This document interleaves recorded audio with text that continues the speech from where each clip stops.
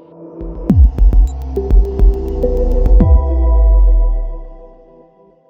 out here at Innovative Auto. Today we're going to be coating this Acura RDX, I believe it is. It's a brand new vehicle, has about 200 miles on it, and he wanted kind of an affordable coating. It's RDX, excuse me. He wanted an affordable coating that wouldn't break the bank. I was kind of looking for a 2-year coating or so, and so that's why we opted with this McKee's 37. So this is the coating prep. Prep the paint first, then this is the actual paint coating. Stuff's kind of more consumer grade, lasts up to 2 years, supposed to be pretty easy to work for anybody. So we'll give it a shot here. I'm curious to see how it does. This coating prep is what's necessary to get the paint and the surface clean of any waxes, grime, dirt, stuff like that. Already did a wash and a clay bar on it. Now we're just gonna use this prep. You can apply this by hand or you can do it with a buffer. So we're actually gonna do it with the finishing pad on the buffer just to speed it up. Get this thing prepped and ready to go, and then we'll get the coating applied to it. So I'm just kind of curious how this works as a consumer product. If you want to use a finishing pad, I'm using an Adams Polishes finishing pad. Gotta remove this little thing out of here.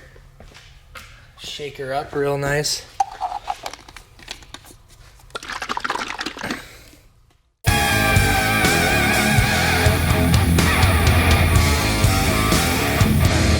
Dropped the ball here as far as filming goes. It got real busy and had a bunch going on, customers walking in and all that, so I didn't really get to film nearly as much of the process as I was hoping. But anyways, got it all done. Thing turned out really nicely.